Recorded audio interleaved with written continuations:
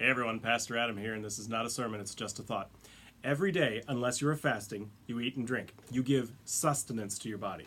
Without sustenance, you get tired, cranky, and your stomach starts making all these funny noises. Without sustenance, you get hungry and thirsty. And if you go long enough, you eventually start to get sick and can even die.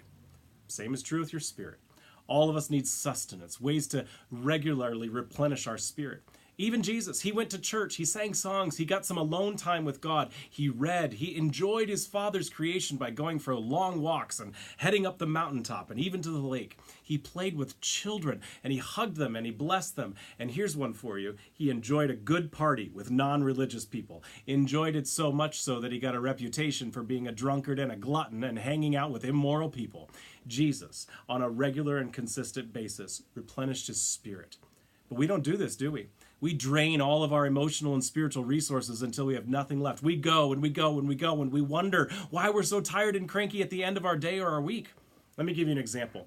My wife Amy and I, we each have our own cars, but every once in a while I drive her car. And when I do, I notice that Amy will often let the gas gauge hover right around that little E. And I know she's busy, and I know she's running from here to there. But we live by a gas station, it's like 3 blocks away. And yet there it is, the needle pointing at an E. It's like a game to see how far we can go before we absolutely have to refuel the car. It's the same game we play with our lives and our souls. How far can you go before you absolutely have to stop and refuel? How much work do you have to do before you're completely wiped out? How sick do you have to be before you won't run that errand today? How much work and busyness are enough for you before you're done? Body, heart, mind, and soul just done. Here's the thing, Jesus does not want you driving around on empty. Now, God probably doesn't care about your car, but God does care about your life and your spirit. Fill them up.